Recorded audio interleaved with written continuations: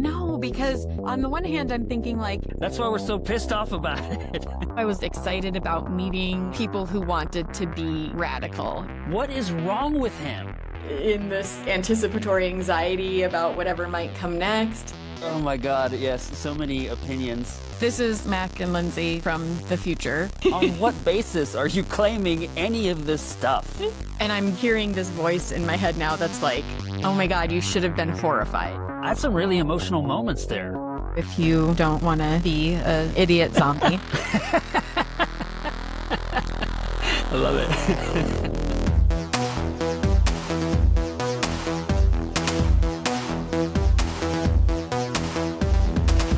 Welcome to Inside, Outside, Upside Down, an insider outlook on the upside-down world of personal development, questioning what helps, what harms, and why these spaces are so compelling.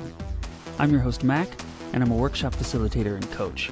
My co-host is my ex-partner, Lindsay, also a facilitator and coach. On this podcast, we'll talk about different movements, books, and influencers within the industry, and examine the ways in which people turn to these outlets for advice, healing, and belonging, often finding community and support, but sometimes getting swept up in spaces that overpromise, dogmatize, or straight up cause harm.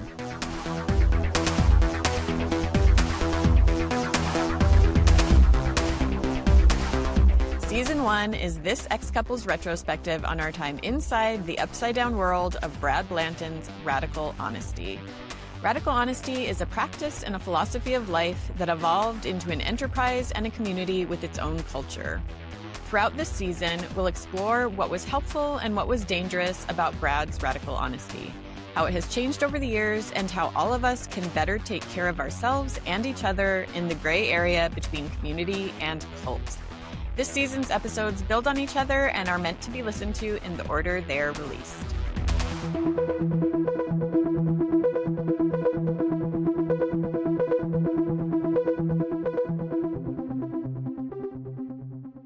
Hey, Mac. Hey, Lindsay. Do you want to talk about the book Radical Honesty with our listeners today? I can't wait. Great. Basically, we're just revisiting this book that we both read for the first time many years ago, and it had a pretty big impact on me when I read it. And just in a nutshell, real quick, can you think of like this was the impact? There wasn't really an impact. I don't really remember. Good question. It's hard to remember exactly what the impact on me then was, because it's all a bit colored now with, what has happened in between.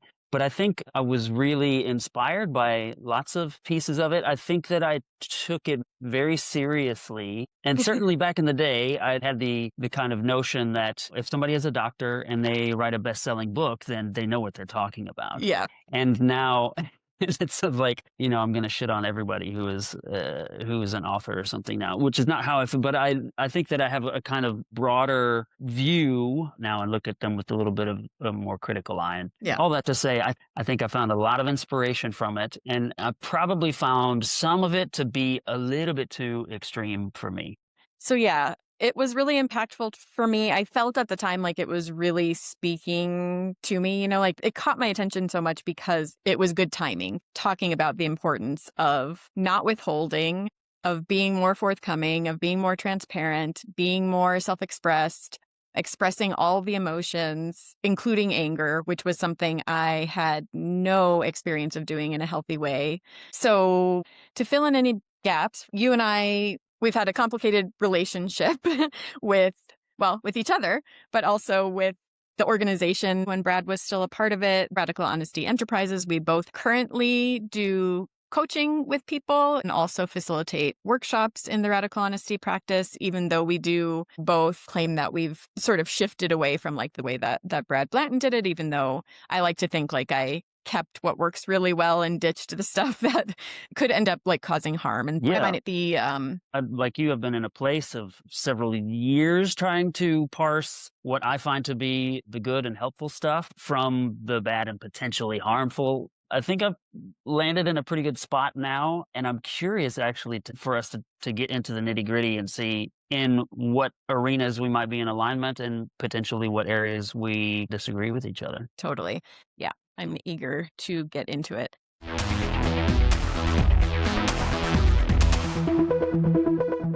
Welcome back.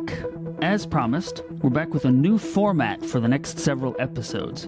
Starting now, here at episode 6, we'll be digging into Brad Blanton's best-selling book, Radical Honesty: How to Transform Your Life by Telling the Truth.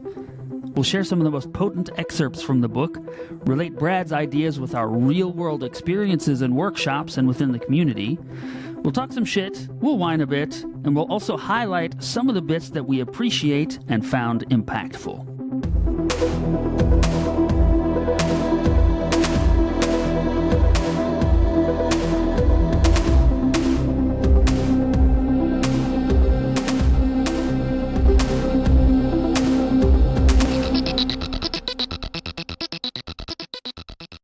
Brad shares right at the beginning of the book that he's divided it into 4 different parts. Part 1, the being. Part 2, the mind. Part 3, liberation of the being from its mind. And Part 4, things learned from the war between being and mind.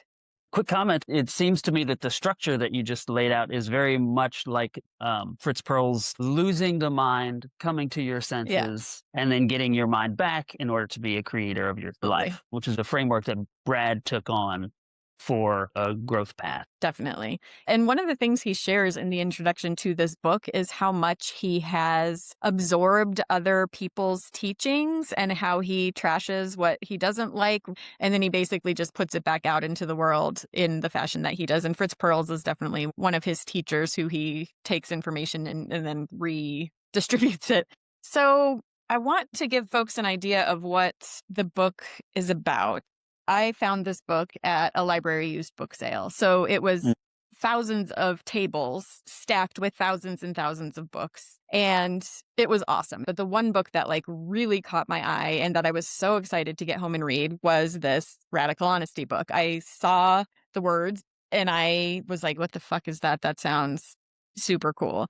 Picked it up, read the back. It talks about how shocking and entertaining and profound and revolutionary this practice of radical honesty is. And I was like, holy shit, I wasn't looking for something, but for whatever reason, this stood out to me and it was like, oh, I need this. I didn't know I needed it and I needed it. Most people think of brutal honesty when they hear radical honesty. Is that what you thought when you heard it?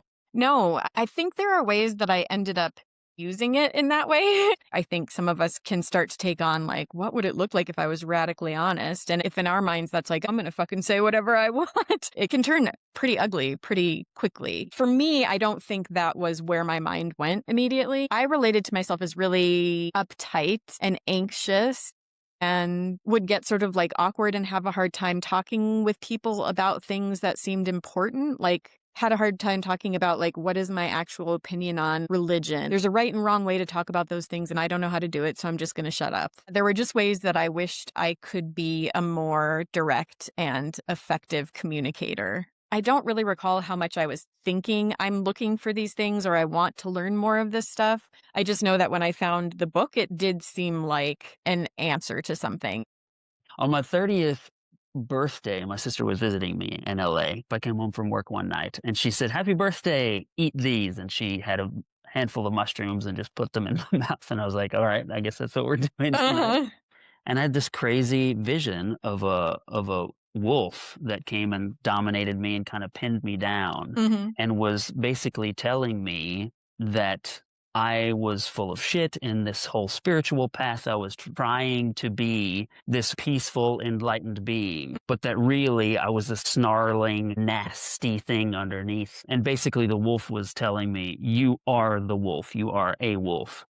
But the way that I see it now was that was an aspect of myself that I had been denying for so long. And then something, several years later when I met you, you mentioned radical honesty. I made the connection there. Okay, there's this piece of self that I have been neglecting for so long. Yeah. I need some help to let that thing out. It makes sense to me that this book appealed to me. It makes sense to me that this book appealed to you. It makes sense to me that this book appeals to the people that it does, that we've welcomed into workshops. And that's not to say that we're all the same. Yeah, what do you see as the common thread The way that Brad writes about it in the book is this is a revolutionary and counterculture way of being. This is not what normies are going to want to take on. This is the way you live if you're like creative and Right. an artist and taking risks and not trying to just do things the way that other people are doing them. But I want to start reading some of the part of the book and sharing some with you. When I picked this up, wasn't totally sure what it was about, just liked the sound of radical honesty. So, like, good marketing on whoever helped Brad come up with the name, because originally he was going to be calling the book, I think he maybe even printed some copies of the book that were just called Telling the Truth. So Brad in the preface of the book says this book is a hodgepodge of historical, sociological essay, adventure stories, personal stories, advice column advice, how to do it manual, poetry and psychology theory and practice. This is a self-help book for a world of human beings who are on the brink of destruction or rebirth. There is not only something wrong with the book, there is something wrong with me. I cuss too much. I am unprofessional, both as a psychotherapist and as a writer. I am an anti-moralism moralist, and I write righteously indignant diatribes about righteous indignation. I contradict myself. I have great ideas and a lot to say, but I'm not much of a writer. I don't learn to control myself and do what is required. Unfortunately or fortunately, this mess is the heart of what I have to offer the world. So he has stuff like this sprinkled all throughout the book, like honestly self-deprecating. Here's what's true about me. Here are the good things. Here are the bad things. So right away off the bat, it's like, oh, this dude is going to be honest. There's a section in the introduction where he writes about his motivation for writing the book, all the good and the bad. I want to be famous. I want people to think I'm the smartest person in the world. I want my name to live on after I die. I want to change the world through this practice that I've created. So I think that was appealing to me. I've heard other participants share about how much they appreciate how honestly he shares in this book and how unprofessionally he does it. He's going to share his dark side. He's going to tell you what's in the shadows. I think that's inspiring and refreshing for a lot of people to hear a professional person speaking about themselves in this way, someone who has a PhD and all of that stuff. Yeah. And I guess right off the bat, I have had plenty of clients and participants at workshops that take that on then as a prescription for themselves, that they should be as brash and like relentlessly honest in the way that Brad describes himself and his life in the book. And I think like when I hear you list off all of the things that Brad says that this is, it's the story of his life. It's like a list of his imperfections. It's like a prescription for the way the world should be. It's kind of insanely ambitious. And I think that that's what he means when he says that that the book is flawed. I lived my life this way. These are the choices that I have made and the person that I have decided to be. And therefore, you and everybody else should do the same. The problem for me comes into play when people take that part on a little bit too seriously. Absolutely. Which is the case, I think, with many books in this genre, like we buy these books to have somebody tell us what to do. Here's what worked for me. Right. This is what you should do. And, he admits right up front, this is the preface of the book. And he's saying, I'm unprofessional both as a psychotherapist and as a writer. And, we've talked about some of this dual relationship stuff for ourselves. How much am I going to share on a podcast so that my relationship with the people that I'm coaching can still remain professional? Brad wrote this book. He shares things about his personal life during the workshop. He expresses attraction to participants, to clients. There's a whole array of things that Brad does that people would see as not professional for a psychotherapist or even potentially against the law. And also just maybe like doesn't work well. So basically, Brad worked for decades as a psychotherapist and came to think that the main cause of suffering and stress for most people was lying, withholding what's true for them. He really gives a lot of credit to the clients that he worked with for helping him to realize that everybody's stressed out and making themselves ill because they're not telling the truth. So in the introduction, Brad says, my clients are mostly people in the 20 to 65 year age range who are depressed, anxious, angry, burnt out, or a combination thereof. And it claims that he mostly worked with lawyers and politicians in Washington, D.C. Yes. So, of course, if he's listening to these particular participants, he's going to come to the assumption recognition that this is one of the biggest issues in life. Of course, when you're in such a restrictive, uptight, cold environment, then Yeah. yeah, Yeah. it's going to be stressful. Totally. So he goes on to say, I work to relieve their suffering, primarily the suffering of deadness. Many of us learned as children that being fully alive was bad and you got hurt for it. So we deadened ourselves, partly as a defense against the big people and partly to spite them. Deadening ourselves was our way of hiding that we were alive in improper ways, and the only thing to do was to keep it a secret. So yeah, I can just imagine like Lindsay in my late 20s, what my life was like then, reading stuff like this and thinking like, yeah, this makes so much sense to me. I want to be Yeah. alive. I don't want to be one of these deadened people. Like you mentioned before, same for me, the ways that we had muted ourselves, shut ourselves down, long hidden certain aspects of self as a survival strategy. It is what we're taught to do, whether directly or indirectly, to hide these things about ourselves. So this is what Brad's up to. This is a part of what he wants to do in the world, help relieve us of our suffering. And I'm going to send you a little something to read right now. The path we must follow to get over the suffering of deadness leads initially into greater suffering. For example, if you have deadened yourself for a long time to keep from experiencing anger, getting very angry will feel worse than deadness. I help people focus their attention and muster their courage for the journey into previously avoided suffering and then beyond to a truly abnormal life. Facing what one has previously avoided results in the intense emotion and then a breakthrough into overflowing creativity, the source of power for changing or reshaping our lives. Yeah. Any immediate reaction or response to any of that? Yeah, I mean, on the surface, that all sounds good to me and inspiring. Yeah. It still feels inspiring to me.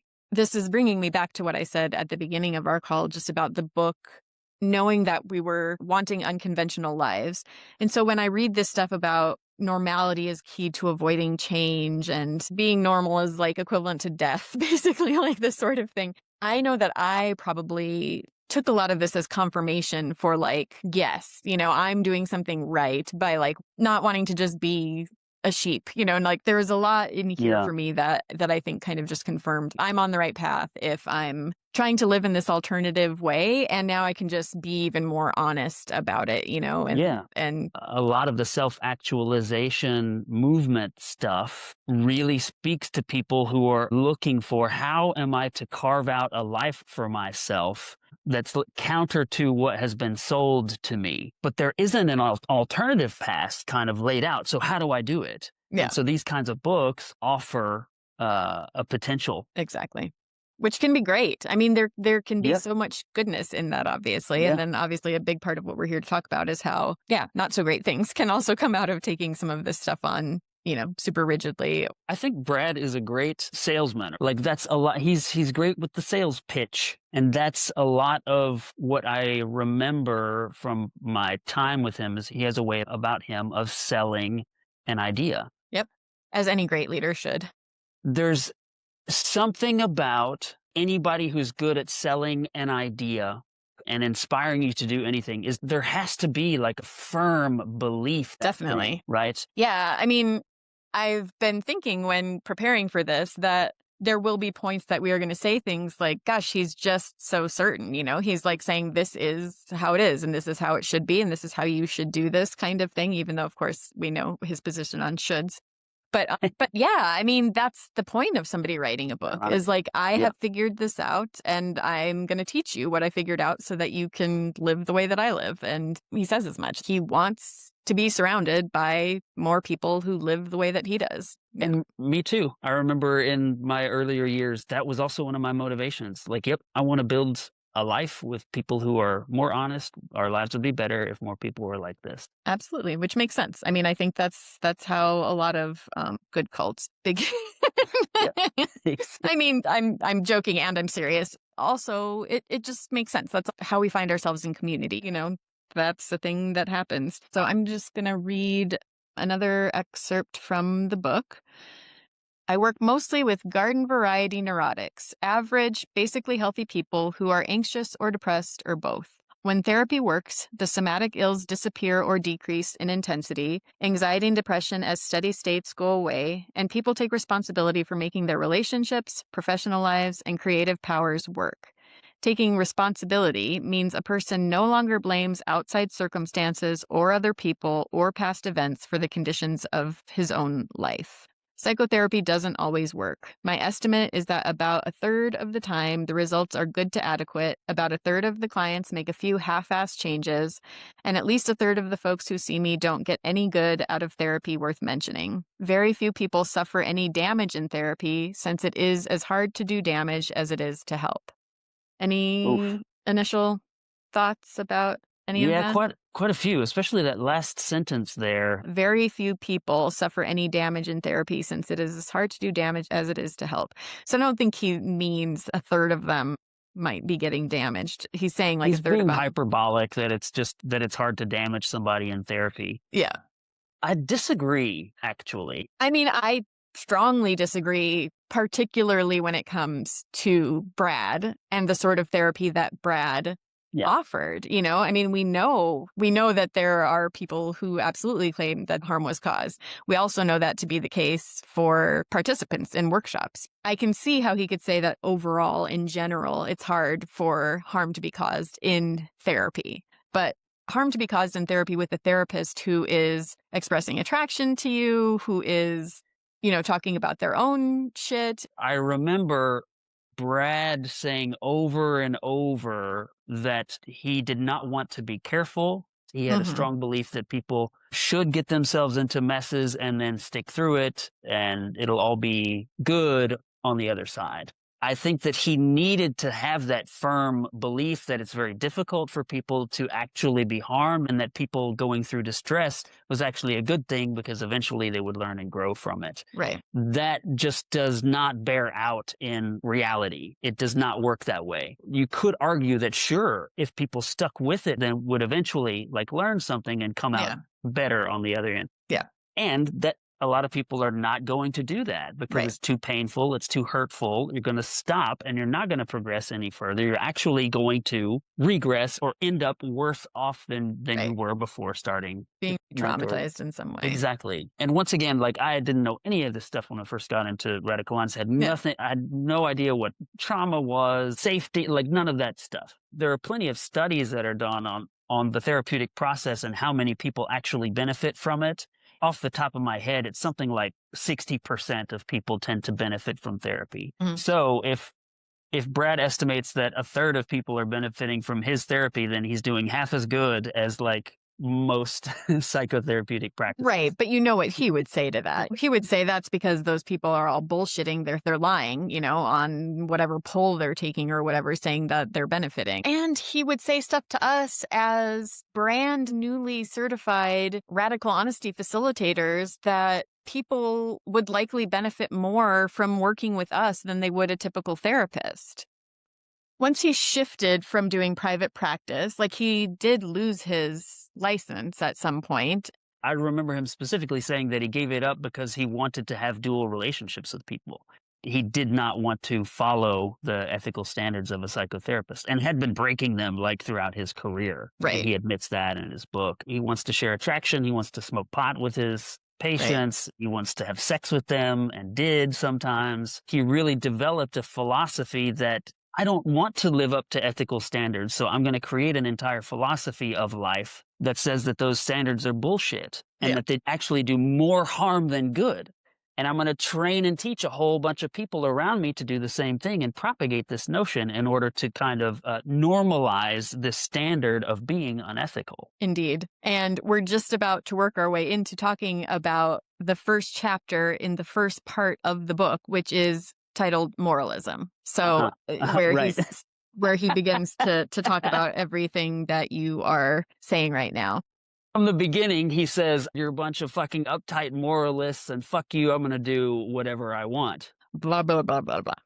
So then he, shortly after that, comes around to saying, the essential treatment method is a clear intention agreed upon between therapist and client together, to tell the truth to each other and to everyone else the client knows personally in order to find our way out of the maze. Grounded in experience, less superstitious, and less moralistic. Ironically, to mature fully, we must rediscover what we knew when we were less sophisticated. The secret of this union is to release energy by living out loud rather than spending all of our energy trying to control ourselves and others through withholding. The secret, in other words, is telling the truth.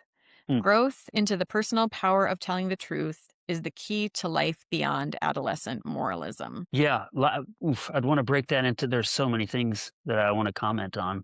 He's pointing at holding ambiguity, recognizing that the abstraction of your moral system is just that it takes a certain kind of maturity. I think a natural step in development is taking on a moral structure like that. And then recognizing that, oh, okay, there are many different kinds of moral systems that I could adopt. This is the one that I adopted. Now I can incorporate other types of systems into my worldview. So I think all of that is good. One of the things that really sticks out to me is, and he gets this from the whole self-actualization movement, I think, Werner Erhard in particular, and Est and Landmark Forum, all that stuff, which is like self-actualization is great, being yourself, living out loud, breaking free from the constraints of social norms. But I think one of the things that whole movement got wrong was that while it did recognize that making yourself small is a survival strategy, they wanted to completely get rid of that. You know, this whole idea of breaking free from the chains. And Brad's breaking free from the jail of our minds is Right, his same thing. specific flavor.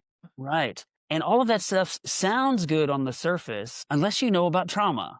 And then all of that stuff just falls apart. He talks a lot about being yourself out loud, telling the truth to every single person in your life. No fucking way. Do not do that. That's not good. Yeah.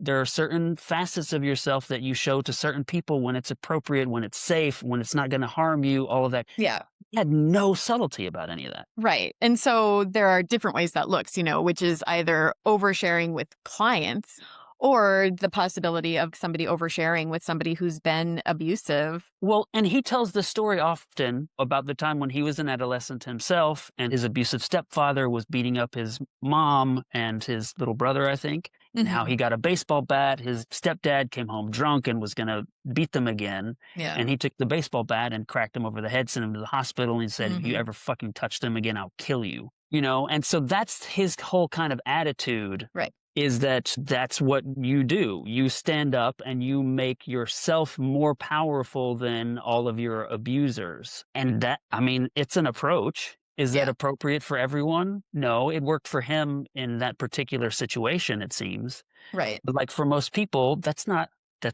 gonna work. Right. And I've never heard him put it in those words that you just said. Overpower the people. No, that's my assessment of what's exactly. happening. Because of Brad's particular traumas and the things that he dealt with in his young life, this is his approach to getting more of the results he wants. Essentially, right. Essentially, his approach to the pain of being dominated is to dominate or separating yourself completely. Yeah. Which, if you know Brad, he's a solitary person and he doesn't really have close people in his life. Yeah. All right. So I want us to wrap up the introduction so that we can move on to part 1. For my own good, I want to hang out with people who want to find out what it would be like to live in such a way as to leave no unspoken words, no unfinished business. I want to be with people who are hungry for the truth, who want to spend time learning and sharing what they have learned, rather than defending their images or reputations. This book is for that group of people that is growing larger every day. Those whose thirst for knowledge and willingness to share overrides their defense against embarrassment.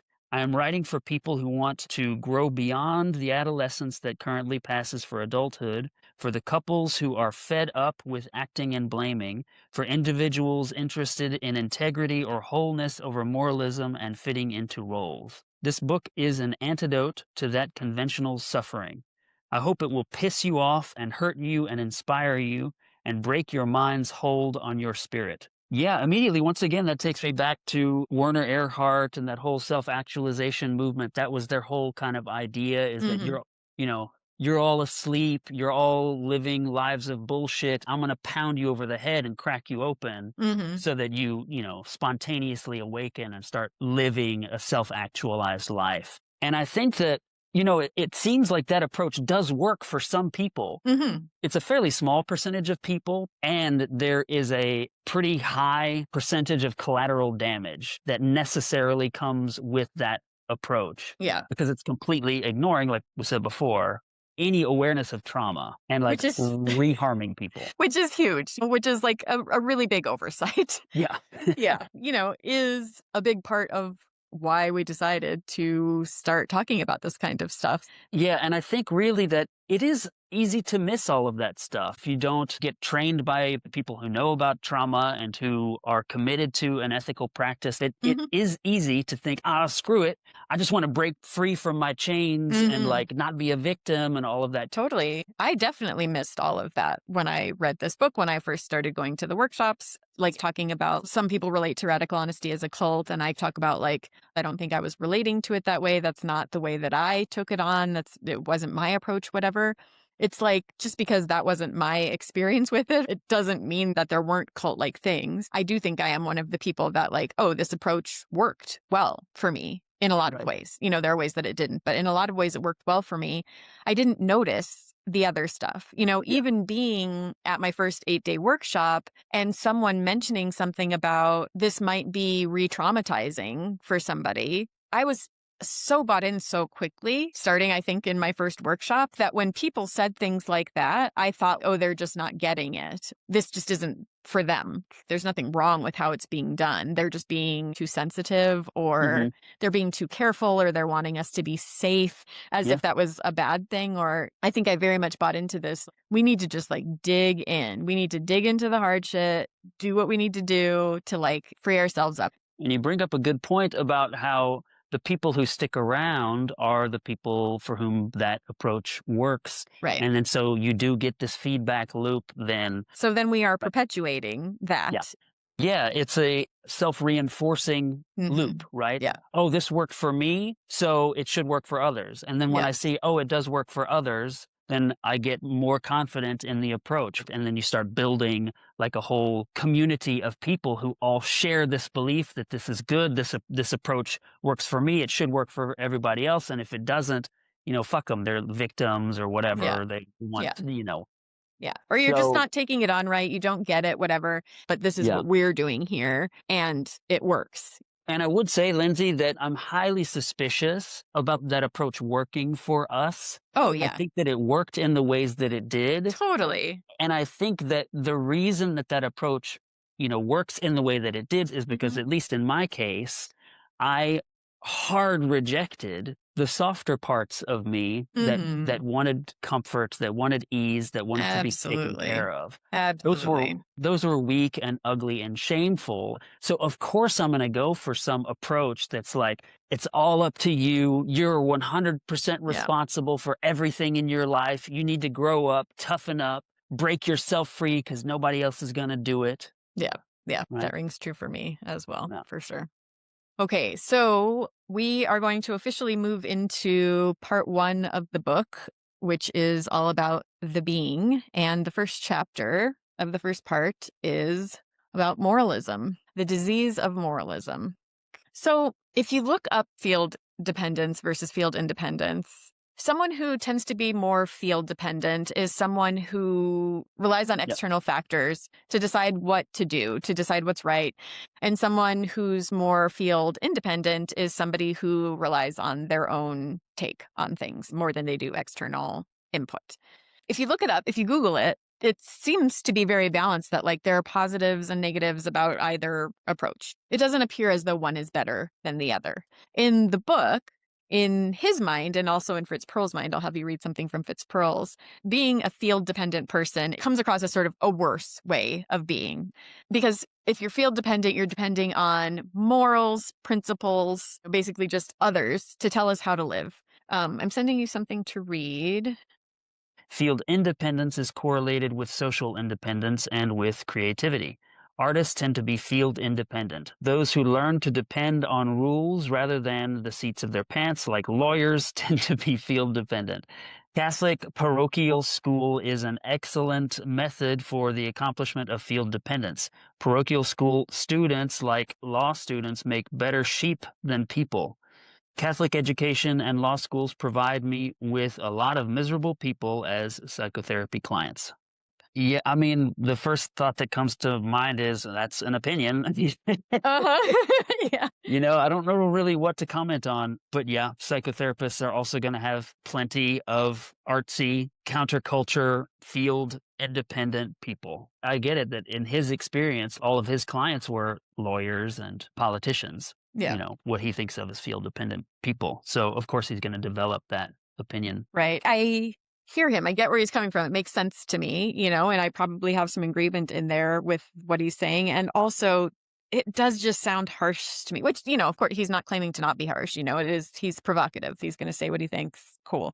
I'm just imagining, I read this thinking of myself as an artist, someone stepping out of being more of a normie into being more unconventional.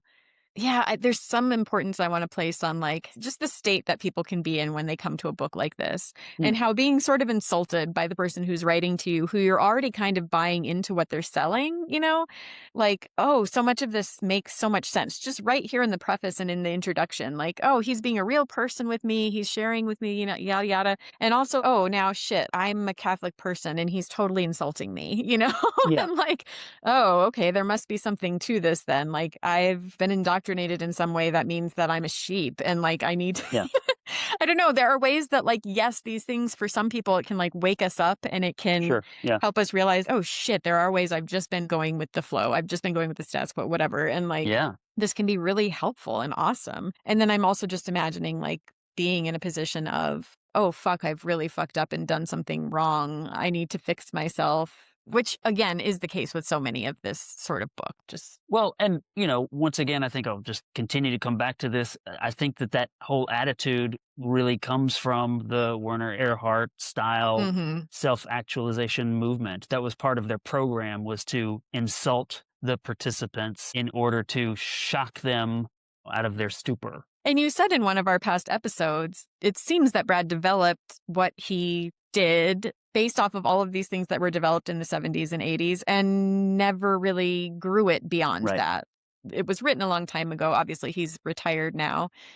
And still, his approach was one that was created decades ago. Yeah, and I think that his development was kind of frozen in time. And I have spoken with people who have known him for decades and decades who have told me that they had conversations with him where they were challenging him. Look, Brad, this is one of your blind spots. You need to work on this. And he would just Hmm. say, I'm done. Yeah. I'm not interested.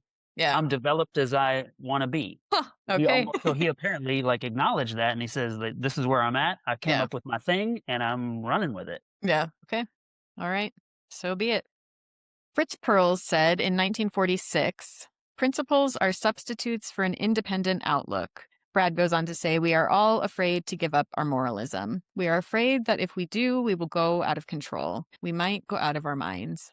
Moralism and lying go hand in hand. If you can fool the nuns into believing you are good like they want you to be, you can secretly do what you want.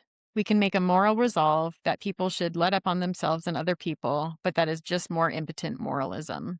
I think I'm just kind of wanting to drive it home how much he's like, you suck and you're a sheep if you are just like adhering to principles, which I'm sure that when I read all of this, I was like, fuck yeah, that shit's stupid. We need to be our own creative individuals and we need to like come up with what works for us. That's great in a lot of ways. A part that I read earlier on in the book about being morally indignant about the moral indignation of others. What he might claim is that I'm not saying all morals are bad. I'm saying come to your own. I'm a little bit on board with that. I'm also a little bit morally indignant about religious zealots and other people Yeah. who are super morally indignant. Yeah. I don't tolerate intolerance, which sounds like a contradiction, but it's not. It seems paradoxical, but you can't take tolerance to the extreme or you end up with intolerance. There's this famous saying, if you take free speech to an extreme, you end up with Nazism. Don't stop me from saying what I want, which Right. means I can spread hate speech. I'm starting to feel like I'm shitting too hard on Brad and that this is just going to be a total critique. My intention originally was to be a bit more even keeled and to like Mhm. look for the stuff that I still am in alignment with and to Yeah. point that out and to back it up. So I'm going to be on the lookout. So far, you have seemed pretty even keeled to me, and I don't know that other people would agree with that. But like the thought has occurred to me that I hope when people are listening that they might still think that guy said a lot of good stuff. I want to read that book. There are definitely times that I would still recommend this book to some people in some circumstances. Like, I think the book has a ton of great stuff in it, just as I would with any other book in this genre or anything else like this. Want people to like take everything with a grain of salt. Take what works for you, leave the rest. Yeah. Question what you don't want to take, like if some of it seems a little like, oh, I don't want that part, sit with that for a minute. Is there something in there that you're avoiding that you could be getting? Or is it like, yeah, that just doesn't work for me and I'm clear about that? So my intention is definitely not to just totally shit talk this book. I think part of my approach in doing the prep for this was, you and I know how things ended up going with some of how Brad operated in the world. We have all this background information as we're doing this episode. And so some of what I'm having us read seems like foreshadowing to me. So Probably. yeah, I want to be clear about having some motivation in that way as well. Have you heard of Thomas Jefferson's Bible? He famously cut down the Bible to about Mm, 100 pages, roughly. I don't remember. But right. it consisted of all of the stuff that he could morally stand behind. How long do you think your version of the Radical Honesty book would be if you were to do the same? Sorry, I just have to say that like the initial thought that pops up is like not related to any of this, but Fascinating question, Mac. but just like the irony of Thomas Jefferson cutting down, the Bible to what was morally like thinking Given that he he was a slave enslaved owner. people. Yeah. Yeah. Yeah. And yes, I hear your question. And I don't know. I mean, really, I think the vast majority of what's in this book, I don't know that I would cut anything out. This is written by just a regular old human being. I just want anybody who reads any kind of book like this to just remind themselves that it's just another person writing it with their flaws, with Yeah. their perspectives, with their way of looking at things. And they're wanting to sell you on this idea. Right. So just keep that in mind. This person might have a savior complex that they're going to change the whole world if everybody would just take on living Right. the way that they do. I think some of it is foreshadowing, or some of it is maybe not even foreshadowing, but just like creating a set of moral principles, whatever, that like just go with, this is how I want to live my life. So this is what's moral. This is what's, you know what I mean? You're talking about the commentary that we are making is foreshadowing what he ultimately creates, which is a mini society of lawlessness. Yeah, and just the ways he conducted himself as a psychotherapist that did lead to people, Being harmed. Yeah. being harmed. So the last bit that I read was the stuff from Fritz Perls. So he's talking about moralism. He goes on to say, if moralism is as common and influential in our society as I have described, how might one use the disease? That is, instead of attempting to cure it, how could we manage it and deal creatively with its use? Managing the disease of moralism is done by telling the truth. Moral hysteria is field dependence. In the work I do, the most interesting questions are, can someone who has learned to be field dependent and socially dependent learn independence? Can moralism be transformed from a life-threatening disease to a managed one? The answer to both questions is yes, if the person is willing to tell the truth. So, Going back to the whole field independence being better than field dependence, if you're equating field dependence with moral hysteria, then of course you would say yeah, that field independence is better than field dependence. yeah, indeed. I mean, this all makes good sense to me. I think this is great. And my only concern is knowing how things, have gone since his writing of the book, thinking about how much importance is placed on self-reliance above most other things. It seemed to me that his approach was, yes, you're a moralistic being. So rather than trying to fight against it, learn to work with it and choose your values, choose your principles, choose your morals, and hold them lightly. Yeah. I mean, I think that really is the whole thing. Be honest about them, be honest about ourselves and like Mhm. what's so and real for us. Obviously, all of the like darkness and whatever. So that wraps up the first chapter. The second chapter is called The First Truth. And within that chapter, he talks about the birth of being and then coming into consciousness as beings in the womb. And around 5 Is months this or the 7 months, this is easy to look up and find out what's actually true. But like when consciousness begins for beings in the 5 womb. to 7 months in the womb? Yeah. He goes on for like half a page about the womb being mind worm thing. Yeah, I don't know. Yeah, I just read it and I don't I remember. can't remember how, but I remember it was just a ridiculously long and convoluted, like muddy soup of beingness. Yeah, so there's all of that. And I'm going to give you something to help you summarize some of what we're talking about. To summarize, we awaken in the womb into an ocean of experience. Over a long period of time, that ocean of experience becomes a sea of suggestions. The being we were when we began recedes to the background of our attention, and the self we have created comes to the foreground. As we identify with our newly created self, we lose touch with the being we are and have been since the light came on. All religious experiences can be accounted for by a kind of yearning to recapture completely the 4 to 9 month time-lapse photograph of being we developed in the eternal time in the womb.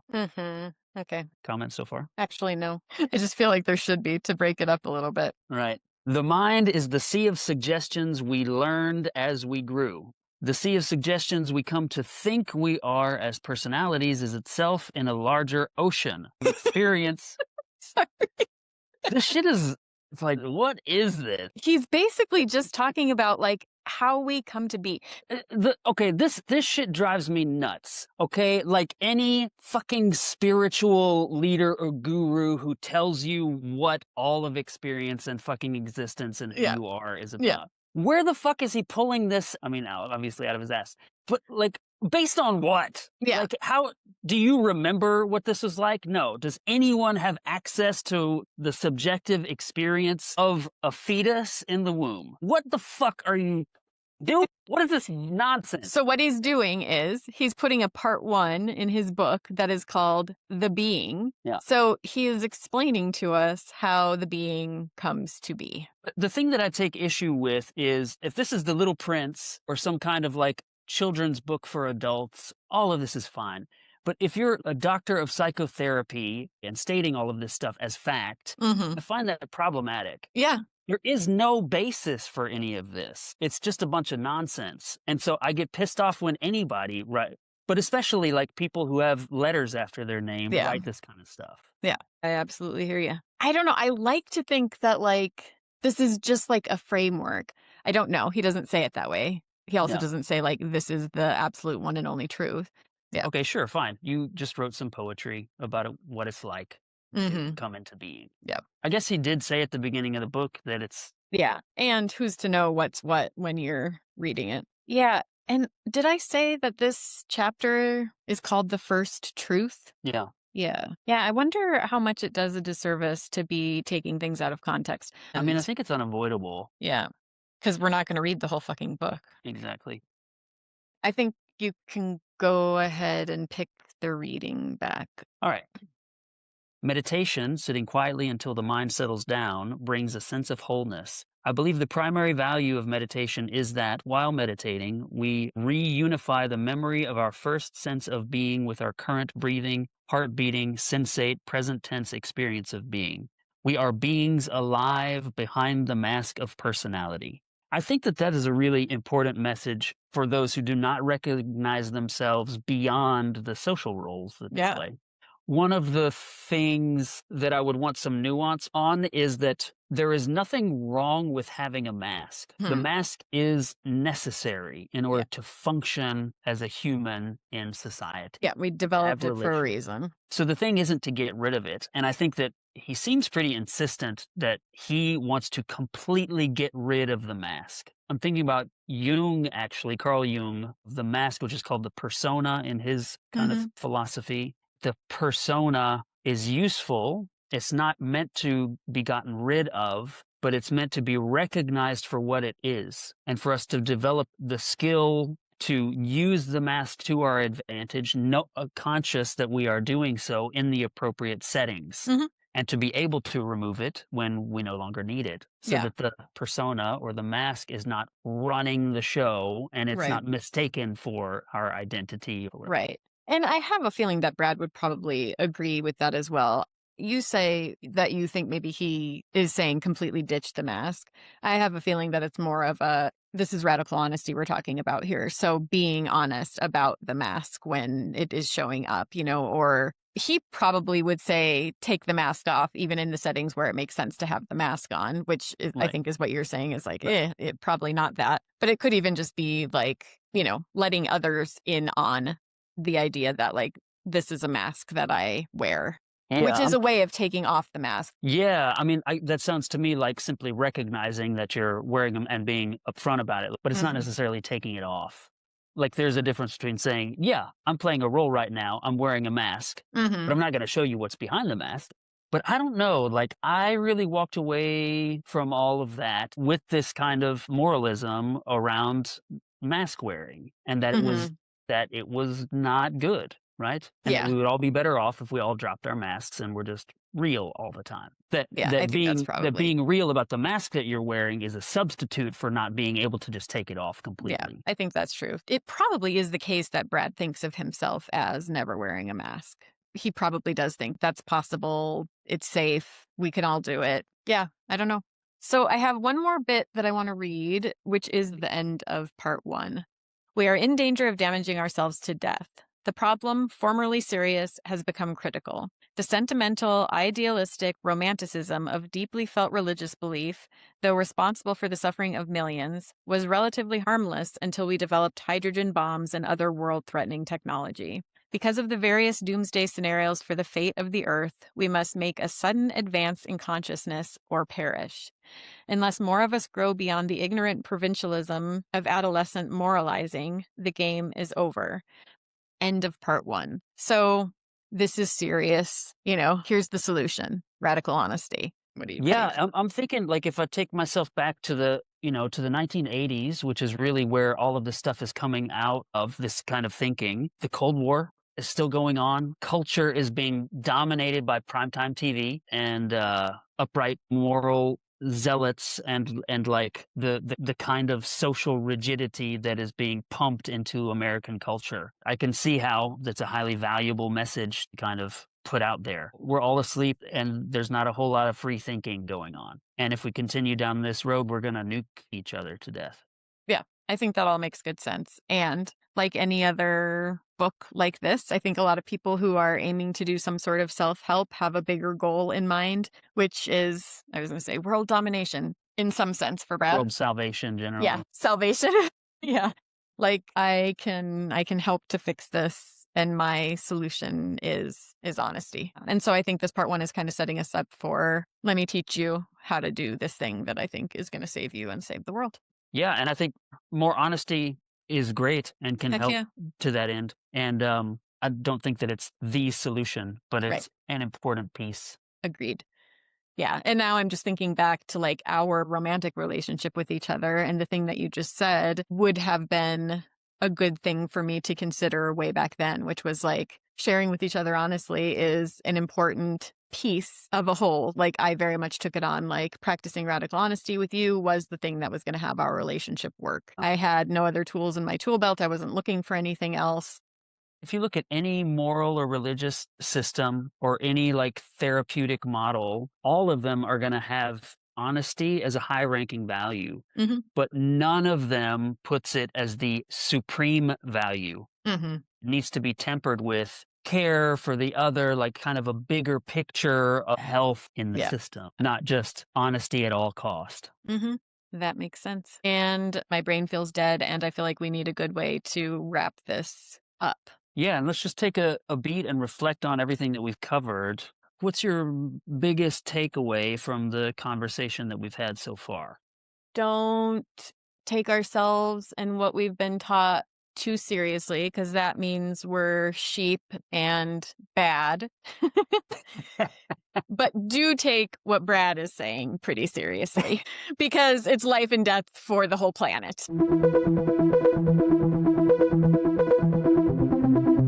Thanks for joining us for Season 1, Episode 6. We'll be back next week to continue our excavation of Brad Blanton's best-selling book, Radical Honesty: How to Transform Your Life by Telling the Truth. We'll be sifting out any gold nuggets that are to be found and planting our red flags all along the way.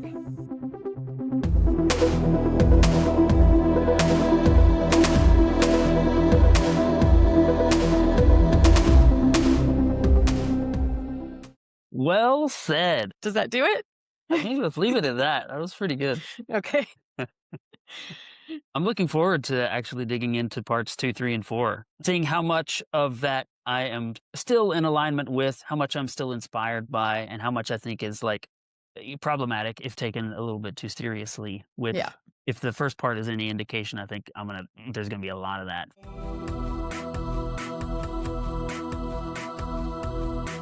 Inside Outside Upside Down is created and produced by Mak and Lindsay. New episodes release on Wednesdays. Find us on Patreon, YouTube, Instagram, and anywhere you listen to podcasts. Independent podcasts rely heavily on word-of-mouth recommendation. The most powerful way you can support us is by sharing this podcast with someone you know.